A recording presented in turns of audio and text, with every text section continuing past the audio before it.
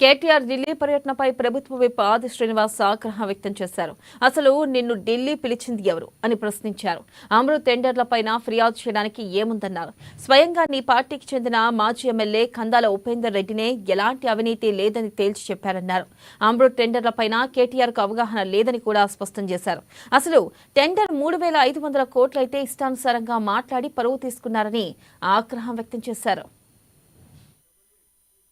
కేటీఆర్ గారు ఉట్టిన ఢిల్లీ వెళ్లాల్సినంత అత్యవసర పని ఏమొచ్చిందనే మాట.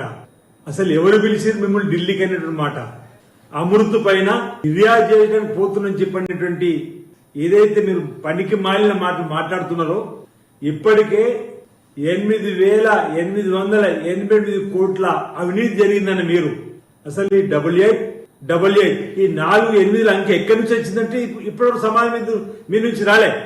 అసలు 3,500 కోట్లకే అమృత్ టెండర్లు జరిగితే ఈ 4 లెక్కించి 8,888 కోట్లు లెక్కించి వచ్చిందని చెప్పని అడిగితే సమాధానం చెప్పకపోతే లీగల్ నోటీసు కూడా ఇప్పించుకున్నటువంటి ఘనత నీది. ఇవాళ మళ్ళీ అమృత్ టెండర్లపై మేమేదో ఫిర్యాదు చేస్తామని ఈరోజు ఫార్ములా రేసులో అవినీతి అక్రమాలు విచ్చలవిడిగా మీరు ధనాన్ని వెచ్చించినటువంటి అంశంలో జరుగుతున్నటువంటి దానిపైన ఎక్కడ గవర్నర్ గారు ఎఫ్ఐఆర్ అనుమతిస్తారో భారతీయ జనతా పార్టీ కేంద్ర ప్రభుత్వం కాళ్ళు పట్టుకొని ఈరోజు అరెస్ట్ ను ఆపాలని చెప్పినటువంటి ప్రయత్నం చేసేటువంటి బాగులోనే